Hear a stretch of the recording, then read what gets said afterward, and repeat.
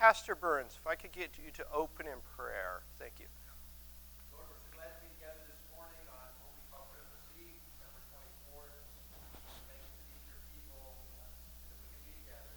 May we open our minds to focus upon your word this morning, that we might learn and be an honor to you. Be with those that are yet coming, those that are struggling still with their back pain. Sarah started yet with chest pain in the night. Help her and others that are away traveling. Be with our friends and family that are many on the road. And this time of year, we pray that you'll draw people to yourself. All right, so today we're going to take a slight detour from Judges into the book of Ruth. In terms of where we are with Judges, we would have been Judges 17 this week, which is where we'll be next week. We'll pick up in Judges 17. And being Christmas Eve day, it just didn't seem right to be starting the epilogue of Judges, which is where Israel has just hit the lowest point, and there's just so much evil in the epilogue. It just didn't seem like the right thing to do in Family Bible Hour, Christmas Eve Sunday.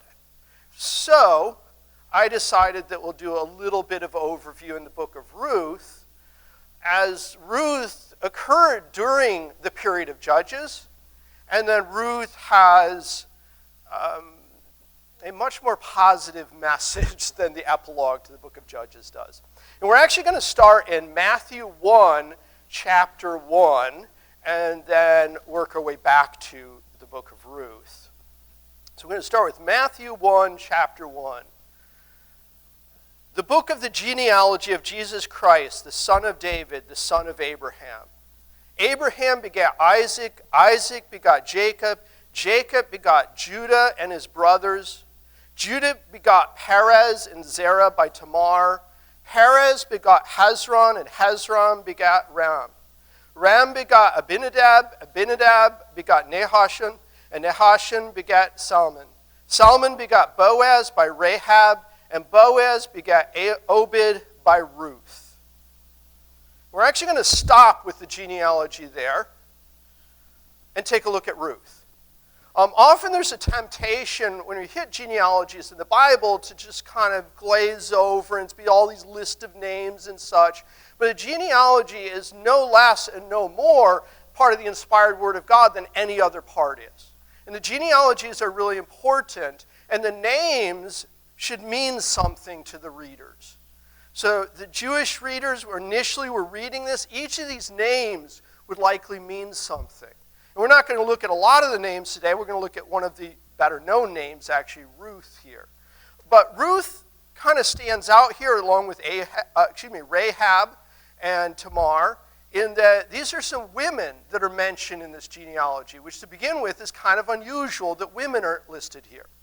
And then, especially with Rahab and Ruth, it's doubly unusual because neither one of them were Israelites. Rahab a Canaanite, Ruth a Moabite. So kind of the question is, what are they doing in this genealogy? Why are they in this genealogy? Especially since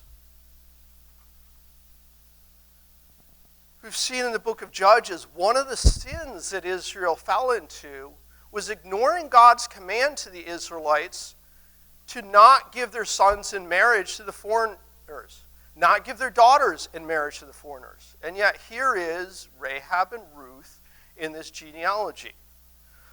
So we're going to quickly go to two passages here and then make our way to Ruth. So Deuteronomy 7, starting in verse 1. We actually looked at Deuteronomy 7:1 when we started Judges, because this is a command that God gave that is really directly related to them moving into the promised land, moving into Canaan, and establishing a godly nation in Canaan.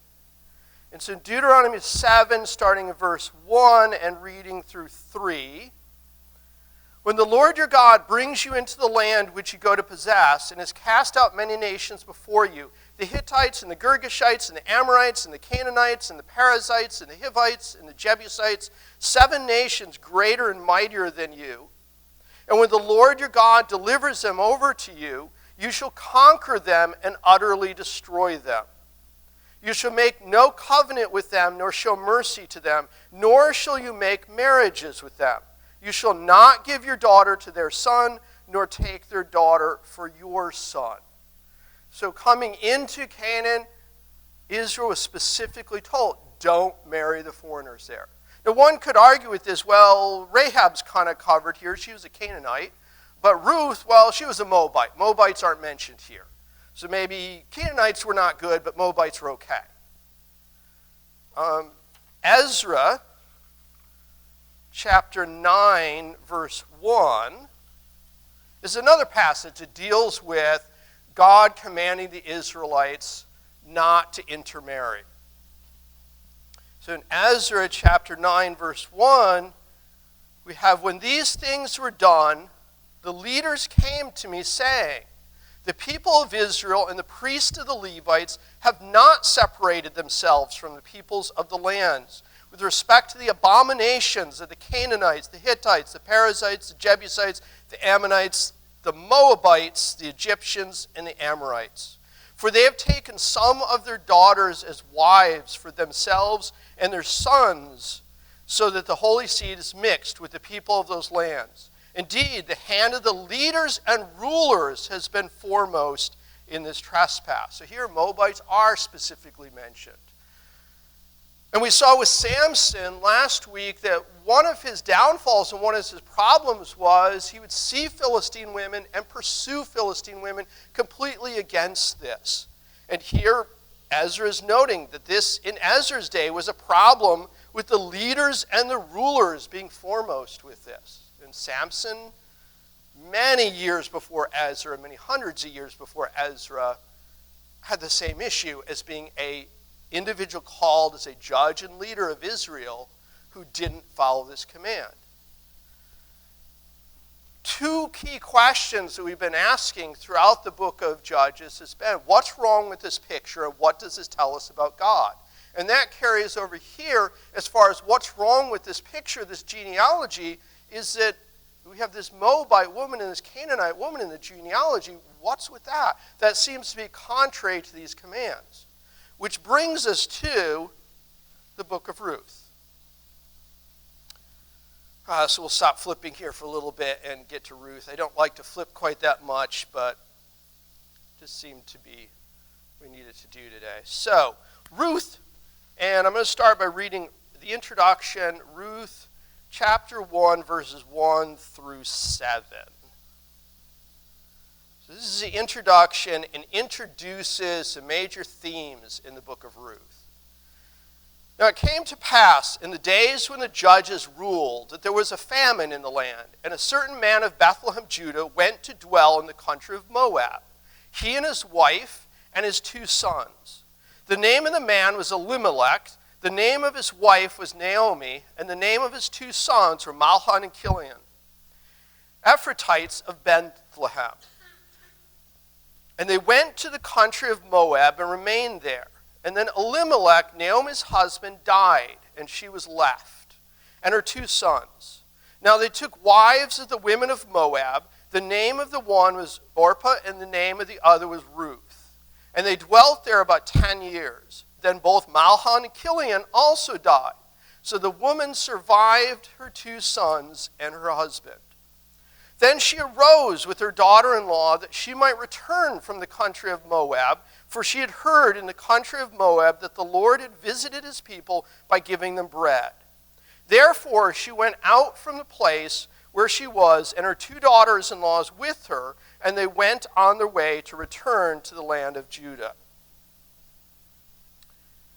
So when we started the study of Judges, talked about an approach for studying the Bible and studying passages of the Bible, that we start with looking at context, we look at the structure, we look at the details, and then find application from that.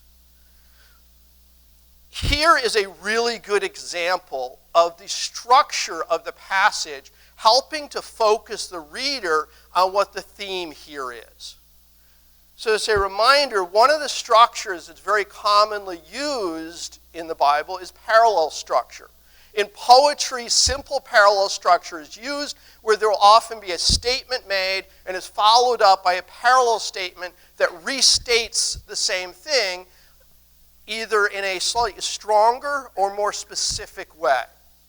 So for example, in Habakkuk 1, verse 2, we have, "O Lord, how long shall I cry and you will not hear?" And then that's echoed and repeated by Habakkuk, "Even cry out to you violence and you will not save." So the first statement, crying out to God, how long can I cry out? How long will it be if you hear? I cry out of violence and you will not save. So kind of an example of a simple parallel structure. And I partially picked that because even though Habakkuk was hundreds of years after the period of Judges, this same prayer could have been very easily in the period of Judges or very easily today. In Habakkuk 2, another example of simple parallelism. "Behold the proud, his soul is not upright in him, but the just, the upright, shall live by faith." And here, instead of restating the same thing stronger, it's a contrasting parallel, where the second statement is contrasting the first. The first is talking about how those who are not upright are proud, and those who are upright live by faith. And so often in poetry, this parallelism is used to emphasize a point. And it's not just a restatement. Anytime there's parallelism, there will also be common words that are repeated, or in some cases puns that are used, or other wordplay to emphasize to the reader, this isn't just some random coincidence. This was a very intentional structure that was used in this passage.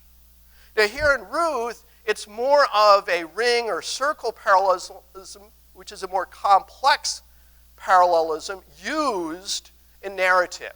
And so with this, there's a statement that's made, followed up by a second related statement in the narrative, and then maybe a third, and then maybe a fourth. And at some point, it circles back, where we have this center theme that everything is pointing to, and then it works out these rings or bookends, where statement C is parallel with the C prime, and B prime, and A prime. And if there's a single statement in the middle that's not parallel, that is often a key theme that is the focus of that passage. And that's very much what this introduction to Ruth follows in its structure. So we're going to take a look at the details of that. So in verses 1 and 2, we have setting the stage. First, context, timeline. This is in and during the period of Judges. We don't know exactly when in the period of Judges. Some individuals think it may have been during Ehud's reign as judge, but we don't know that for sure. We do know there was a famine in Bethlehem, which is kind of ironic here. There's often ironic wordplay that's used throughout the book of Judges and then also Ruth, in that Bethlehem is the house of bread. So there is no bread in the house of bread. And so Naomi and her family go to Moab. Now at this point, her family would be her husband Elimelech, her sons Mahlon and Chilion. I'm emphasizing more here Naomi because through this, she ends up being the only one who is left. And by the time we get to the end of the book, there's an emphasis on Naomi that is intentional throughout the entire book. So there's a famine in Bethlehem, Naomi and family go to Moab.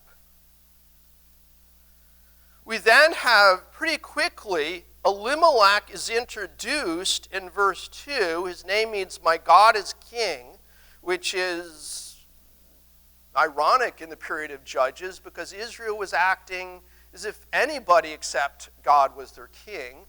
We just saw with Samson that even the tribe of Judah was chastising Samson, saying, "Why are you stirring up trouble with our Philistine rulers?" They were not acknowledging God as their king. So we have Ruth starting with this individual. The name is Elimelech. And his wife Naomi, her name means sweet or pleasant. His sons' names were likely changed. to kind of make a point in that Mahlon means weak and Kilian means sick. It's possible that that was their given names, but those would be very unusual names for somebody to give their kids.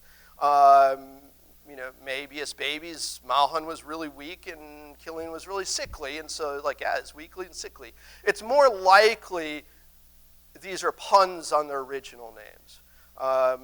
This is done quite a bit throughout the Bible. For example, Jezebel. Zebel means dung. It's very unlikely that her parents looked at her baby and it's like, well, that's a really ugly baby. Let's call her dung. Parents aren't going to do that. Her name very likely was Jezebul, which means noble. Zebul is noble. Where that became a pun that God had those who wrote, the authors who wrote down about Jezebel, change her name from being noble to dung, reflecting her true character. So here, Mahlon and Kilian, right off the bat, are introduced as being weak and sickly, and so the reader who recognizes this should know that they're not going to last long here. And they are all Ephrathites of Bethlehem. Ephrathah was the original name for Bethlehem. And they went to Moab, and in verse 3, Elimelech, Naomi's husband, died. So partly why I'm focusing more on Naomi here is Elimelech makes it about 2 verses before he's dead. He doesn't make it very far into here, despite his noble name here. Also in verse 3, the emphasis really is not on Elimelech's death. It's then Elimelech, Naomi's husband, died, and she was left.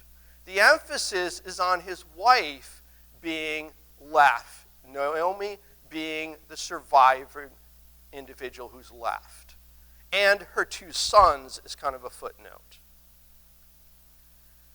We then have verse 4. And here we have in verse 4, her 2 sons, weakly and sickly, taking wives of the women of Moab, named Orpah and Ruth. Ruth being a friend, and Orpah being back of the head, is their names. And this, verse 4, is the part of the passage that's in the center that doesn't have anything in parallel with it. Because when we get to verse 5 echoes verse 3.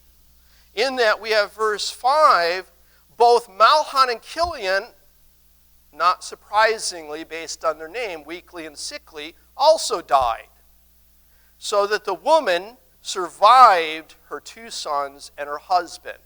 Again, the deaths of her husband and son are kind of secondary to Naomi being left and surviving.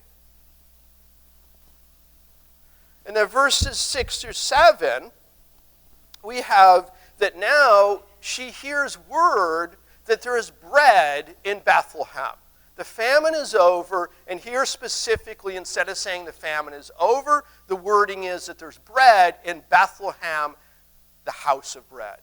And so Naomi and what's left of her family now, which would just be Orpah and Ruth, her daughters-in-law, leave Moab. So this begins with famine in Bethlehem, Naomi and family leaving Moab, and then it ends with famine over in Bethlehem and Naomi and family leaving Moab. So go to Moab, return from Moab. In between that, Elimelech dies and Naomi is left. Mahlon and Kilian die and Naomi is left. And in the center, we have this theme of marriage to foreign women. God knew that to some, Ruth being in the genealogy would become an issue, so to speak. And so one of the themes in the book of Ruth, there are a number of themes throughout the book of Ruth, but one of the themes in the book of Ruth is explaining why it is that we have Ruth in the genealogy of David and Christ. Why it is, it's dealing with the potential paradox of God commanding the Israelites, don't marry foreigners. And here we have a foreigner in the lineage of both David and also Christ. Now, we're not going to go through the entire book here in the interest of time. We're going to focus more on the introduction and then at the conclusion, and just in the middle kind of do a quick overview of what happens in between. The overall structure of the book of Ruth is also somewhat parallel in format, in that it begins in chapter 1 with Naomi's family's past history. The famine, her losing Elimelech, her losing Mahlon and Chilion, and her gaining Ruth and Orpah. And it ends in chapter 4 with Naomi's family's future, the genealogy of the descendants through Boaz and Ruth. And in between that, we have, in chapter 1, verses 8 through 22, Naomi returning to Bethlehem with Ruth. And in chapter 4, parallel to that, we have Boaz redeeming the land from Naomi's family and marrying Ruth.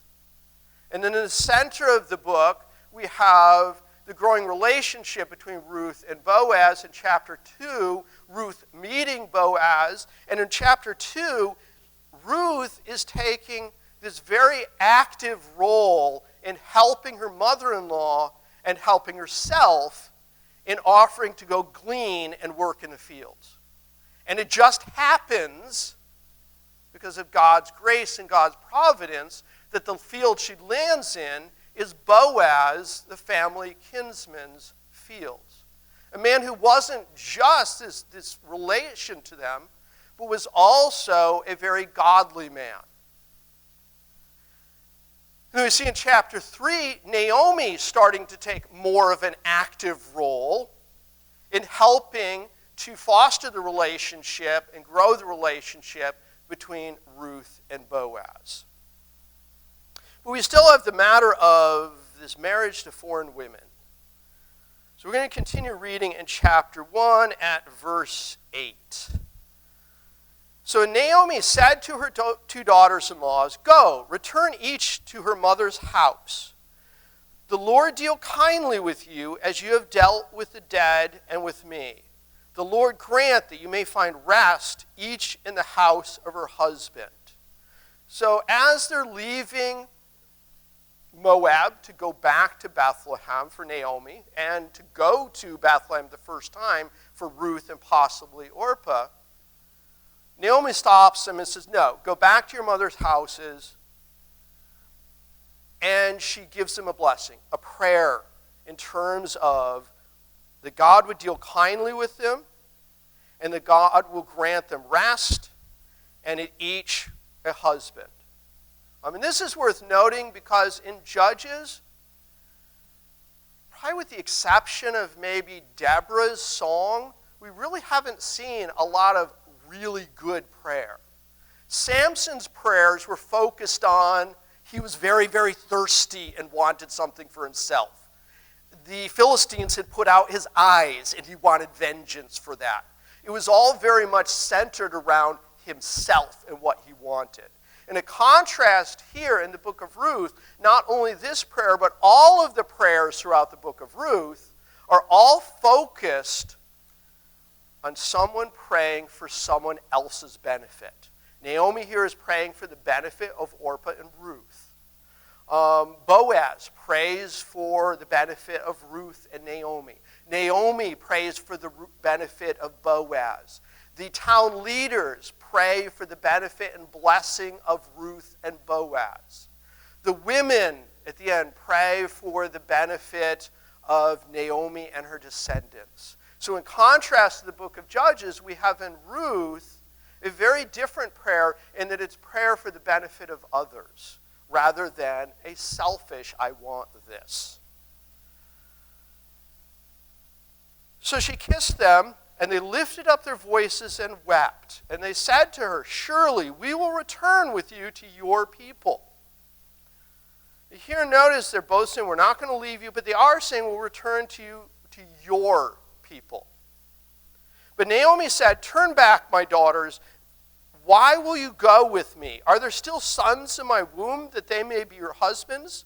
Turn back, my daughters, go, for I am too old to have a husband. If I should say I have hope, if I should have a husband tonight and should also bear sons, would you wait for them till they were grown? Would you restrain yourselves from having husbands? No, my daughters, for it grieves me very much for your sakes that the hand of the Lord has gone out against me. And they lifted up their voices and wept again. And Orpah kissed her mother-in-law, but Ruth clung to her. And she said, look, your sister-in-law has gone back to her people and to her gods. Return after your sister-in-law. And Orpah's name means back of the neck or back of the head. Again, this likelier name may have been adjusted to fit the narrative here, in that Orpah is the one who, when Naomi says, go back, she turns her back and goes back. And not that Orpah was doing something wrong or evil here. That's what Naomi asked her to do. In some ways, she was being a good daughter-in-law by following her mother-in-law's request. It is interesting, though, that when Ruth clings to Naomi, Naomi follows it up by saying, look, your sister-in-law has gone back to her people and to her gods. At this point, Naomi really believes that both Orpah and Ruth are still faithful to the Moabite gods.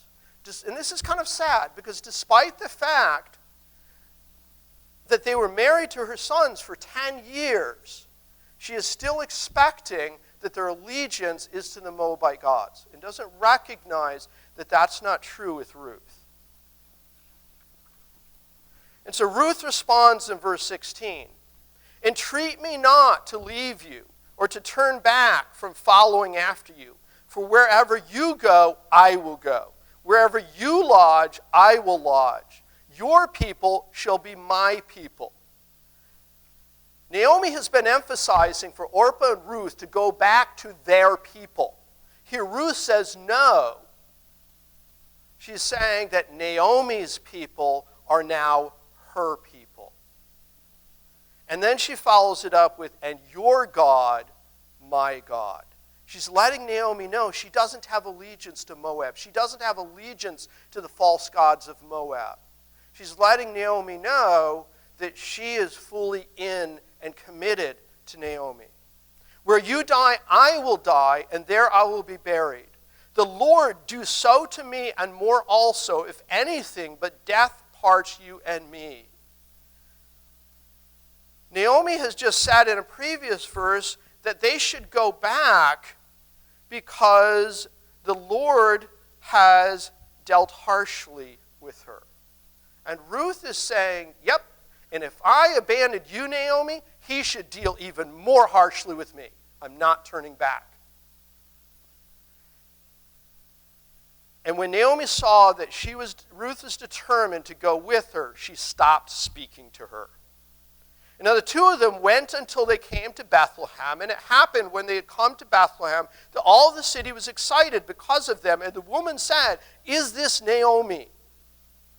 But she says to them, do not call me Naomi, which means sweet or pleasant.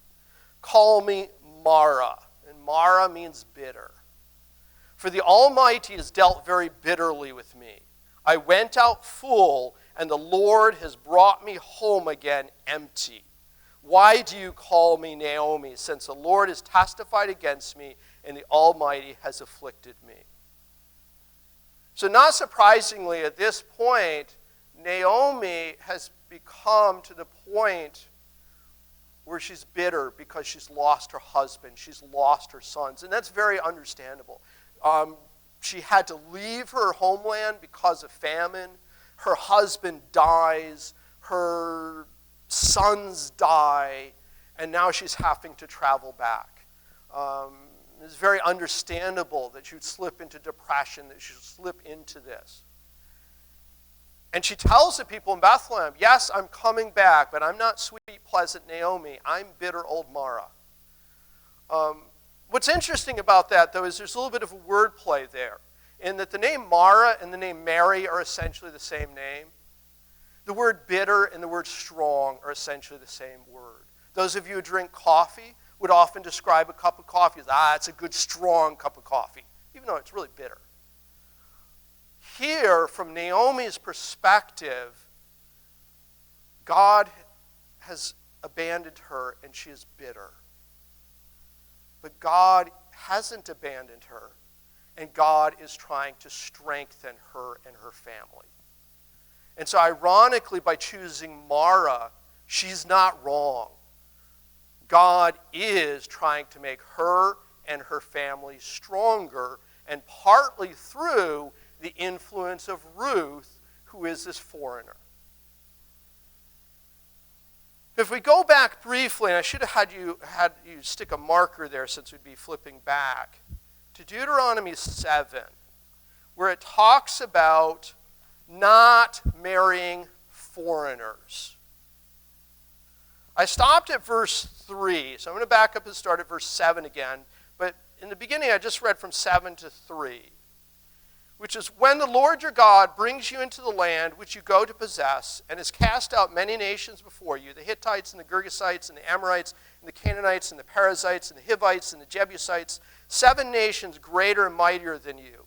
And when the Lord your God delivers them over to you, you shall conquer them and utterly destroy them. You shall make no covenant with them, nor show mercy to them, nor shall you make marriages with them. You shall not give your daughter to their son, nor take their daughter for your son. For they will turn your sons away from following me to serve other gods. So the anger of the Lord will be roused against you and destroy you suddenly. When looking at God's commands, it's important to look at them in context and look at the why behind them. The problem with marrying foreigners was not a problem of God wanting to preserve some sort of racial purity. It was a matter of preserving moral and spiritual purity. And so the prohibition against marrying foreigners was that those foreigners serving their foreign gods would influence the Israelites in a negative way and entice them into the ways of the foreigner pagan culture away from God. It's very much what happened to Samson, turning his eyes towards Philistine and towards Philistia. Here, the marriage to Ruth, the foreign marriage to Ruth, isn't at all a problem, because very clearly, even though Naomi thought Ruth and Orpah had allegiance to the Moabite gods, Naomi distills that here and says, no. Even though she was Moabite by birth, her morality, her spiritual status, her heart was with Jehovah God. Throughout the Old Testament, the theme with Israel wasn't for Israel to be this racially pure nation of Israel. It was that they be set aside as morally and spiritually pure at the crossroads in Canaan, so as other countries came in contact with them, they would come and see what God was doing in hopes that they would turn their allegiance to the Jehovah God. Now, in the New Testament, it was flipped in the time of the churches, and it became go and tell, where the church was to be a light that would go out and tell. But the end result was to be the same thing. It wasn't for either, those in the church to be this special, ethnically, racially pure group, or Israel to be this racially pure group, but rather to be a light to the world.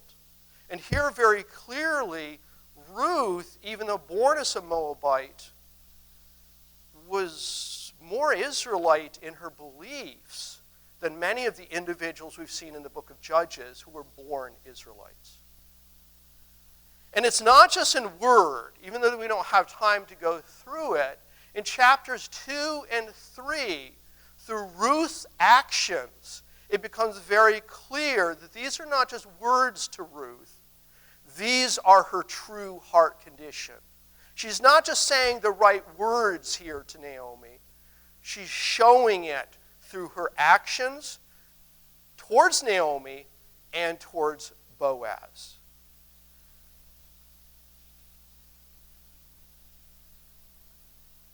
And by the end of the book, Naomi has figured that out, and Naomi has also grown and changed.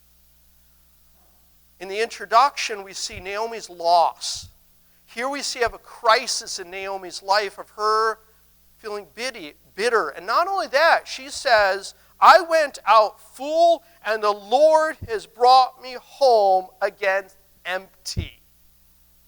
Very likely, Ruth was standing right there beside her. Ruth, who had just pledged that she will stay with her, and Naomi is saying, I'm bitter and I'm empty. That also speaks to Ruth's character, that at that point, she didn't go to Naomi and go, yeah, you know, Orpah was right. Bye, I'm out of here. If that's the way you're going to refer to me, what am I? No, I'm not your husband. No, I'm not. She's not the sons that Naomi lost, but she was an individual who was true friend to Naomi, and she had also lost her husband. She was also grieving. And Naomi, the older one, who was the Israelite, is like, oh, God has made me bitter. God has returned me empty. And Ruth didn't abandon her at that point. Ruth recognized that Naomi was in a spot where she didn't need abandonment. Naomi needed a friend. Naomi needed support. And we see that she provides that in the beginning of chapter 2. And then that gets Naomi out of her self-centered bitterness, and she, by chapter 3, starts to take an active role in fostering help for Ruth to find a husband through Boaz. So we're going to skip to the end of Ruth, chapter 4, verse 13. So we're more looking at the beginning and the end, and a little bit of overview in the middle. So by the end of Ruth, we have in chapter 4, verse 13. So Boaz took Ruth, and she became his wife. And when he went into her, the Lord gave her conception, and she bore a son. And the woman said to Naomi, Blessed be the Lord, who has not left you this day. Notice what the women are saying. Blessed be the Lord, who has not left you. This is an echo back to the introduction where Elimelech died and Naomi was left. Mahlon and Chilion died and Naomi was left. Naomi hit back to Bethlehem with Ruth and felt as if God had left her empty. And here the women are correcting her and saying, Blessed be the Lord who has not left you this day without a close relative. The New King James translates that a close relative. That could also be translated redeemer. So that could also read, Blessed be the Lord who has not left you this day without a redeemer.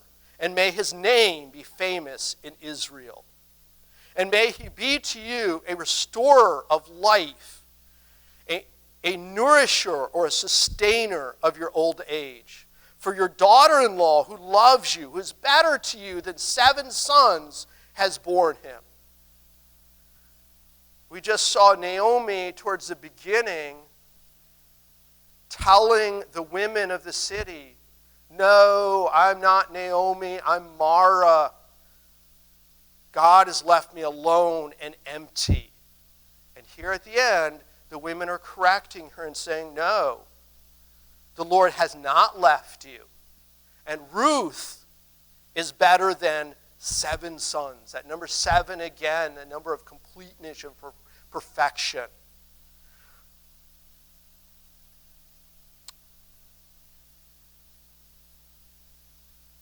Let's see, sorry, I lost some place there. Verse 60. Then Naomi took the child and laid him on her bosom and became a nurse to him. Also the neighbor women gave him a name, saying, there's a son born to Naomi. There's a descendant born to Naomi. And they called his name Obed, which is servant of God.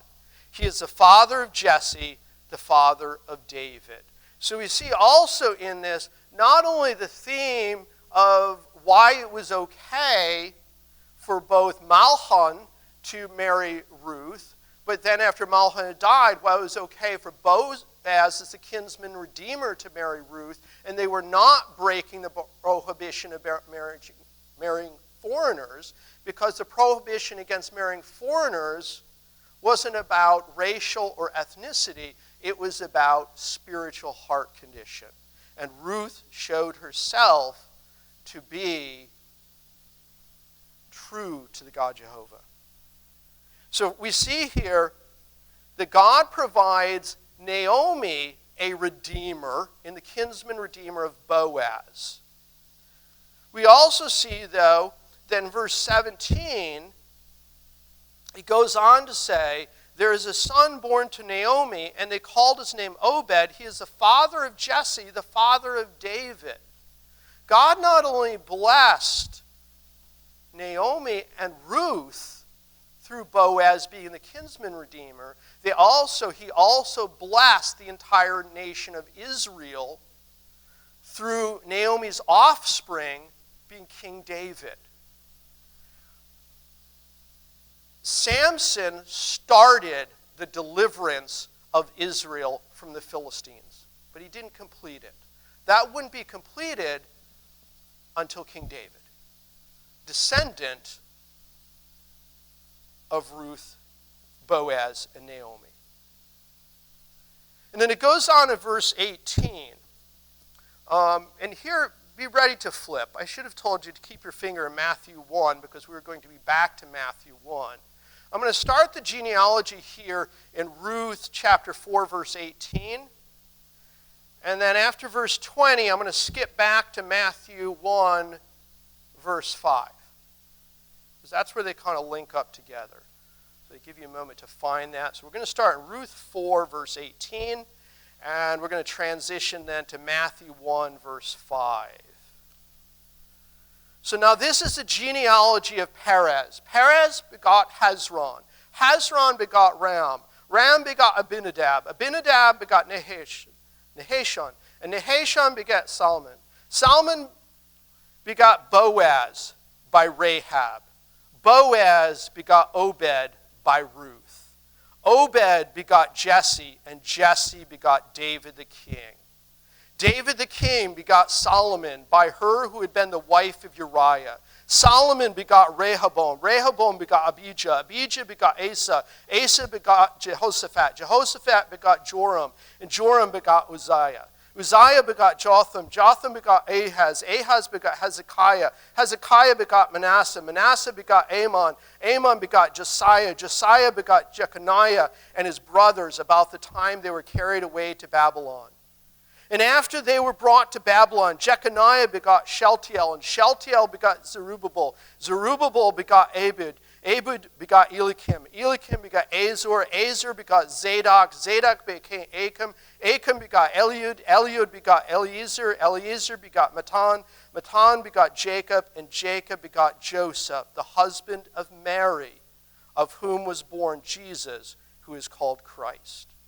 So not only did God, in this very evil time of Judges, bless Naomi, bless Ruth, bless Boaz, bless the people of Bethlehem. He also blessed the nation of Israel through the offspring, through King David, and blessed the whole world through the descendant, Jesus Christ. Through Mary, whose name means strong, as opposed to Mara, who took on the name bitter. God was using Naomi. He was using these individuals in this very evil time to preserve his redemption and deliverance for the entire world. Despite the sin and evil in Judges and in today's world, God's hand can still be seen at work to provide redemption and deliverance for his people. And even though Judges, it just sometimes feels very evil and there's very little good, somewhere in the period of Judges, God was working in Naomi's life as Israelite, in Ruth's life this Moabite's life and in Boaz's life.